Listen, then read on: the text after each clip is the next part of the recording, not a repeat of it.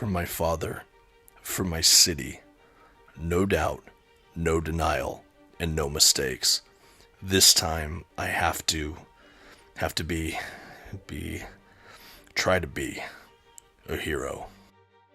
Today on the Comic Book Report, Starman Compendium, Volume 1. Stick around and check it out.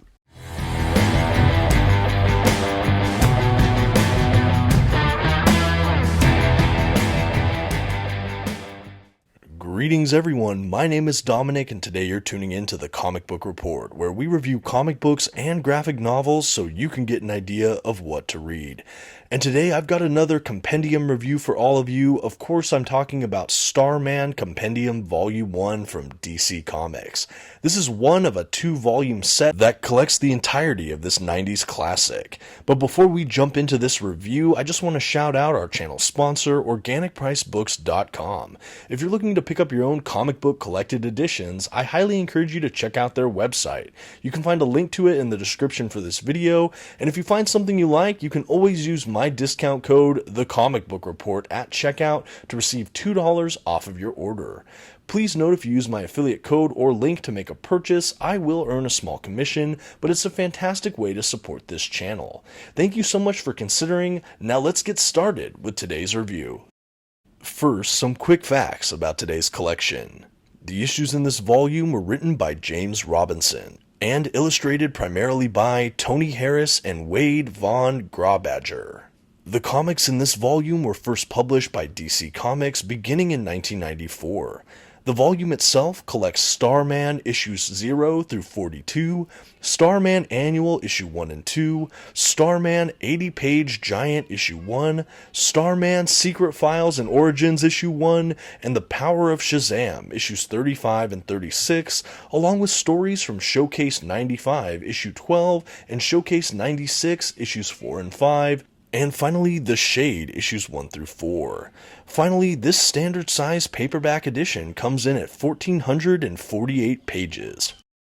I would like to just provide a quick note about this compendium edition. There is some light scenes of sexuality nudity.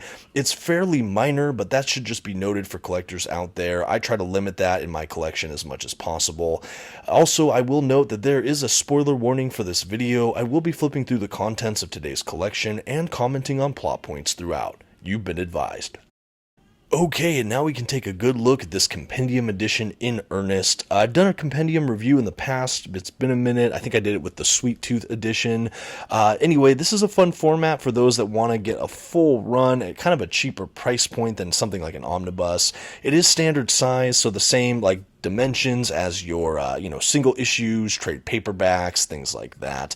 It is a gigantic paperback edition. You heard me earlier, almost 1,500 pages here. It definitely looks pretty crisp, and this was filmed after I read the entire thing, and so you can see there's not really any bending or creasing yet in the spine, but that can happen with compendiums over time. It happened to me with a copy of the Image Walking Dead compendium. I'm not clear about these DC compendiums. So far, this and Sweet Tooth both held up fairly nicely.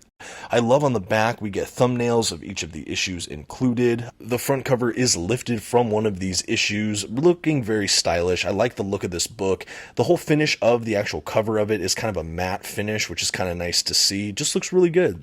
And before we dive into the collection proper, I do want to just show the binding for this book. It is just glued binding. This is a giant book. I am interested to see how this holds against the test of time, but so far with a full read-through that I read across a good handful of weeks, stretching open the book, everything, it still looks pretty pristine after my full read-through, so I'm optimistic if we take good care of it, it might hold up. Some gutter loss, but nothing too crazy. You'll get to evaluate yourself as I flip through. And speaking of flipping through, let's go ahead and dive right in. We have the title information, the publishing information, some of the creator breakdowns, before we basically dive in right into, I believe, Starman issue 0. Each of the issues are kind of offset by this cool sort of divided page that has the Starman logo and the title or like issue number, things like that, before we get the cover, and then we dive right in. All that to say, I really like how it's all put together and mapped. I love seeing the cover of the issue. I like even just it notes what issue number it is. I think that that's all a really nice feature, especially with a big book like this that has pushing 50 issues almost. Very, very cool to have that all set up like that. Really enjoyed that all the way through. I should say as well, one more thing about this format. It is a glossy print paper stock, which I loved seeing. You know, DC, they're in favor of a lot of matte printings lately, but I am happy to report that this compendium is a gloss paper, albeit a bit of a thin paper. But again, it held up pretty nicely. For a 1,500-page paperback, I was really pleased with how it was all put together. Launching into the title itself, for those unfamiliar with Starman, this is a classic 90s comic book series. I mentioned earlier that the entire thing, along with some of the associated miniseries and kind of shade offshoot series, are all included in a 2-volume set from DC that are currently in publication. You can pick up yours again from our sponsor, Organic Price Books. That's where I got this one here. At any rate, what the series is about is it's someone taking on the mantle of an old Golden Age hero over at DC, of course the titular Starman. Now this is really cool because we have the original Starman, Ted Knight, from the Golden Age, still present in the 90s during this run. He had 2 boys, and after his wife passed away, one of the boys, the firstborn, was kind of grooming himself to be the next Starman, wanting to pick up the family business, be a hero, and the younger son was always kind of I'm going to say he's kind of a punk rock kid. He kind of pushes the status quo, goes to the beat of his own drummer. He's kind of edgy, alternative, does his own thing. A real kind of hip, cool dude in the 90s. Anyway, his brother, David Knight, takes on the mantle of Starman only to get almost immediately assassinated by a villain. This, of course, sends Jack Knight, our main hero, and his father, Ted Knight, just reeling, along with the citizens of Opal City, which is this superhero's main city, its main fictional city, in the same way that Batman has Gotham City, Superman has Metropolis, Flash has Central and Keystone cities, things like that. Starman is Opal City, and we have this horrible event transpiring, and in the midst of all of this, Jack Knight wants to avenge his brother, wants to stop these criminals that have enacted this horrible thing against his family, and he basically takes on, albeit very, very reluctantly, the role of Starman. And he does it on his own terms. He doesn't have the same kind of tights flight outfit, the costume that his brother and dad wore. He doesn't even have the same cosmic rod, which is this kind of superpowered staff that lets him fly and shoot beams and kind of have all these powers. He modifies it and makes it this gigantic stick that he can use in combat. He has like a jacket that he has a star logo on with his like little like sheriff badge star pin, and he has these like really cool kind of night vision goggles or something. Anyway, he just looks really edgy. He definitely makes the mantle his own, and his first kind of act as Starman is to avenge his brother. Against, we find out, the Starman's arch nemesis, the Mist, and his kids. And so we have this immediate kind of generationalism between these heroes and villains from the Golden Age and now in the modern day, at least when this was written back in the 90s. And we have it kind of turning bad. We find that this Golden Age villain has basically like dementia. He's losing his mind. The older brother there, who's trying to take on the criminal empire, ends up getting basically killed by Jack Knight, Starman, in this early skirmish. And the sister, who's never really been accepted, wants to become Jack Knight's arch villain, avenge her dead brother as well, and we have this horrible dynamic, almost operatic in scope, right from the beginning. After that point, this story just really spins out from there. One of the things I really like is it reintroduces a lot of these Golden Age heroes from DC Comics. We have like Dr. Fate, we have Jay Garrick and Alan Scott, the Golden Age Flash and Green Lantern, respectively. We have a couple other lesser known Golden Age heroes as well who make appearances all through this book, which was super fun. It didn't feel shoehorned in, but a great way to just honor the legacy.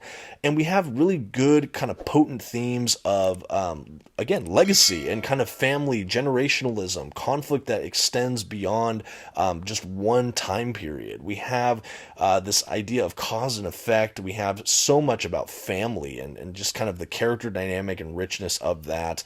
The lines between heroes and villains sometimes get blurry or interesting, and I think that there's a level of real nuance to a book like this. It all reads pretty zippily, and there are a good handful of individual story arcs in this book, and yet everything kind of dovetails nicely into each other. There's a lot of subplots that are always going on that lead into the next big story arcs as you go, but overall it's really just a rich experience. And even if it feels like there's not some kind of grand ultimate payoff at the end of this, which there could could be, it feels like you get a lot of just great stories along the way. You get some super heroics, you get some detective kind of feeling crime fiction, and you just get a lot of cool like slice of life. I think one of the big selling points for this book are the characters. Jack Knight, the deceased David Knight, their father Ted Knight, these Golden Age heroes, along with some other good supporting characters like the O'Dare family. It's this family of cops that all work for the police department in Opal City. Ted Knight, their father, was best friends with their father, who was this other bigwig police guy, and now there's like 4 or 5 children. And so again, we have the generations passing over, and now all of these kids are in Starman's corner, Jack Knight, as he also now tries to fight crime. But one of my favorite characters in this book is the character of Shade. This was a DC villain from back in the old days as well, who here we find a much more layered and nuanced look at this character. He's not about gimmicks anymore. He's this guy who's effectively immortal, who has this power over darkness. He can create these monsters, or can channel them or something, and he's almost impossible to kill. And he's very, very erudite. He's very intelligent, and you get this feeling that he's at a crossroads in his very long life where it's not about being heroic or villainous as much as he cares about Opal City. This is his city. He takes so much authority and just identity from that. And it's in this place that he chooses to ally himself with characters like Jack Knight, Starman, and some of the O'Dare family. Anyway, he's a very interesting character who's very chaotic. Sometimes he leans a little too hard on his villainous roots, but he's ultimately a force for good throughout this volume. He's very much an anti-hero, and while I wouldn't say he shares equal billing with Jack Knight, he's very close. He's almost a secondary primary character, if that makes any sense whatsoever. We have a miniseries that just follows him. We have journals that take place over his long lives that shed history on not only some of these characters, but some of these environments like Opal City. This character is so fascinating. I look forward to really just getting to know these characters even more in the subsequent compendium, which I also hope to read and review in the coming months on this channel. Switching over a moment to talk about the art in this book. While the art does change hands quite a few times, Tony Harris is one of the main illustrators along with Wade Von Grawbadger. Just fantastic work from these creative talents here. I think especially Tony Harris, the artwork just jumps from the page. It's very, very striking. The coloring also should be absolutely commended. There's a kind of pop art feel to this whole book that really just dates it in the 90s, but in a really exceptional way. I think that this art is still absolutely gripping. Some of the architecture, even in the backgrounds of Opal City, is very Art Deco-esque. There isn't kind of overlap with Gotham, but I would say it doesn't get as like intensely dark, but we have a lot of that same kind of classic Golden Age era architecture in some of the features here when we see depictions of Opal City, and I really, really like that. I think that all the artists that have their hand in this compendium do a fantastic job of not only great character models and action sequences, but really, really just setting the stage, like setting the locations, the environments, where everything feels so lived in and immersive that you feel like you get a sense of this city for good and bad. I really, really like it. All of the similar places they go, like Ted Knight has an observatory, Jack Knight has a store he kind of operates out of here and there or tries to get rebuilt. We have Shade going to his similar haunts. At any rate, everything just feels very, very detailed, and I think that the art absolutely sells the storytelling experience here as well. Now, this is something else I'll say just personally. For those that have been longtime watchers of this channel, when I first started, and as a comic book fan all of these years, I had kind of a chip on my shoulder about 90s comics, other than a few rare exceptions like the art of Todd McFarlane.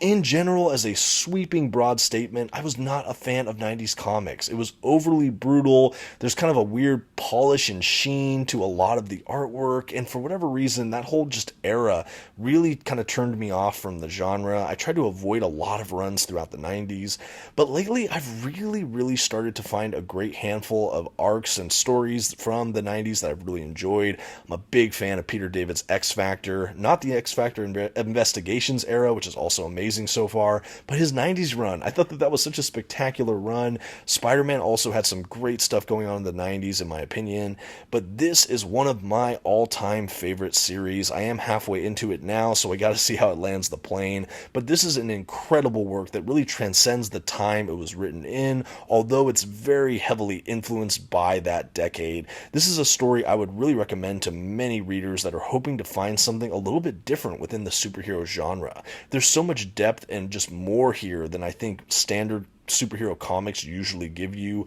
There's a real sense of authenticity. The relationships really sell the story. All the characters are so richly detailed, and there's a real clear sense of voice from both the artists involved and the writer himself, James Robinson, that you just really feel like he lives and breathes these stories. And you really see that in every page. I cannot tell you how easy this book is to get through, as far as just, you get so immersed, you get so gripped by it, or at least I surely did. One of the things I like too is that even though this is a superhero comic, it again feels like more than that. We do have different appearances from other DC characters like the Shade and these Justice League or Justice Society of America characters and All-Star Squadron characters from the Golden Age. But we do even have an appearance from Batman, for example, and that's really like just comical how they handle Batman in this. It doesn't feel necessarily like you're in a modern DC universe. It's such a throwback, and I think that that's really important to sell that kind of theme of generationalism and legacy. Another character we have from the Justice Society era is the Wesley Dodds Sandman. I thought that those issues with him was such a great facet of this book. Essentially, they have this grand mystery, and the Sandman is just super old at this point, and he teams up with Jack Knight, who is a lover of old things. Another thing I forgot to mention is that he owns kind of a nostalgia antique shop, so he has all these kind of quirky interests that really round out that character. Anyway, pairing him up with the aging Wesley Dodds Sandman was such a stroke of genius. I love how they rolled in that character, and that story arc in particular was definitely worth noting. I think another thing, too, is that there have been other Starmen besides the Knight family. We have kind of an extraterrestrial alien character or two that have been Starman. We have another more just down-to-earth kind of Starman that showed up at one point. And somehow Robinson has a way to seamlessly blend in all of their stories, all of those characters from this long history, into one cohesive narrative, kind of telling the grand story of Starman across all time in this 90s run. And it just really works. Like I said, everything feels like it fits. I don't feel like anything feels shoehorned in, and I don't really even know how this guy did it. It's such an impressive work that I had a hard time putting down. I do think that the hero-villain interactions were definitely really interesting to me. There's a lot of great action sequences, but you always feel like this main character of Jack Knight is kind of a ragtag, rough and tumble kind of hero. He doesn't fit a lot of stereotypes, and because of that, it really worked. You feel like he's sort of a quirky everyman who gets caught up in a much larger story, and I loved him for that. I also just really liked, too, they explained his combat proficiency, or what degree he had it, as he happened to be really into jiu-jitsu. So he uses that along with his other interests and general coordination and growing up in a superhero family, and he kind of throws all these elements in and hopes for the best. But you see him develop as a hero throughout this book. At first he is so reluctant, he rejects his father's legacy, but eventually it grows and it becomes like just so much his own thing, and I love it. I also thoroughly enjoy the father-son dynamic we get between Ted Knight and Jack Knight. We have these characters who at first seem absolutely opposite and at odds, only to find that they are so similar to each other, and they have such a warm, loving father-son relationship that's just caught behind years of poor communication. And I think that that's a really gripping heart and kind of core of this whole narrative, is that father-son dynamic. Even more than the fact that they were Starmen, the fact that they're father and son and how they connect to one another. It's really just wonderful to see. I think if you're looking for a very basic surface level comic, this is maybe not for you, although I'm sure you could still enjoy it. But if you love superheroes, but you want something that has a little bit more, something a little bit that you can just sink your teeth into, that you can examine the layers of, that you can look at the themes and motifs and really deconstruct it as a piece of literature, as an art piece, I highly recommend Starman. There's so much good here.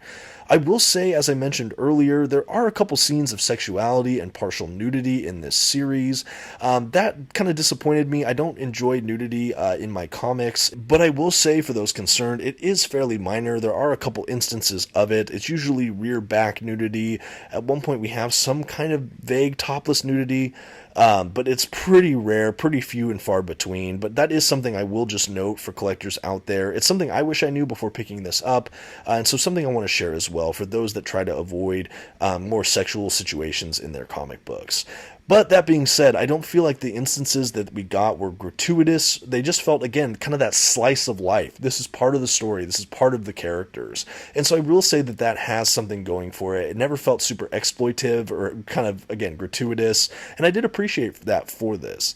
I do think that overall, this whole comic book feels very adult, or it doesn't try to play dumb for its audience. It says, hey, this is our standard, and if you enjoy it, come meet us up here. That's how I felt reading this. I felt very much like it took the reader seriously. It took the audience member as someone mature. And I think having that in a big 2 comic book series can sometimes be few and far between. For Marvel and DC, whenever you have a long-running series like this that's geared toward a more adult audience, it's usually pretty impressive to see how they ride that line. And I do think that Robinson and team really did it successfully in this story. Yeah, this thing was really pretty mind-blowing. As far as where the volumes are split up, like I mentioned, this is one of a 2-volume set, and I feel for the most part, they basically just cut this sucker in half. Like, it doesn't really end after one gigantic triumphant arc, and it's like, stand by for part 2. It very much feels like this is how much we could physically fit in this book, the rest we'll throw in volume 2. So you don't feel necessarily cliffhanged by this book. I think that this would be a fine exit point for some readers, while others will certainly double down to see how this lands the plane, so to speak. I do think that that was kind of nice. I have read volumes that end on more or less a cliffhanger, and then you're kind of left just eagerly trying to get the next one. And while I am still eager to finish this run, I do feel like it just ended at a pretty good point. I do feel like it had a good sense of conclusion. I will say that there were no extras at the back of this. Like, literally, we have the last page of the issue, and it's just done. It's the back of the book. I would have loved, even in this bloated book, to see more extras. I would have loved another 10 pages or so, maybe character sketches or interviews or essays. I think with something this popular, I would have loved to see that treatment. I think having this as an omnibus would have also certainly been something to see. But I think for what we're getting, we just basically get the presentations of the issues mapped really well. We have all the issues nicely noted, all the covers, and it's all in standard size, and it's put together well for how big the book is. I would have loved to see more bells and whistles here, but overall, it was a very fun ride. And now as we reach the end of the collection here, I think that's all that's left to do for Starman Compendium Volume 1 is to give it a grade. With jaw-droppingly beautiful pop art, incredibly dimensional characters, and fun storylines that honor the legacy of DC Comics, the Comic Book Report is happy to give James Robinson's Starman Compendium Volume 1 an A. While I didn't personally like some of the sexualized situations or this format as much as I would have enjoyed something like an omnibus, this is still a spellbinding and incredible work. I understand why this is a complete 90s classic. This constantly left me just absolutely gripped. It's beyond a page turner. It is hard to put down. And even though I would have loved to see an omnibus format, I do think that the compendium, at least upon this read, held up exceedingly well. Very low gutter loss, well put together, loved the glossy print paper stock, and overall it was something I'll remember for quite some time. Have you read Starman? Definitely let me know what you think in the comments, and until next time, this has been the Comic Book Report. Thank you so much for watching. Please don't forget to give this video a like, a comment, and until next time, have a good one.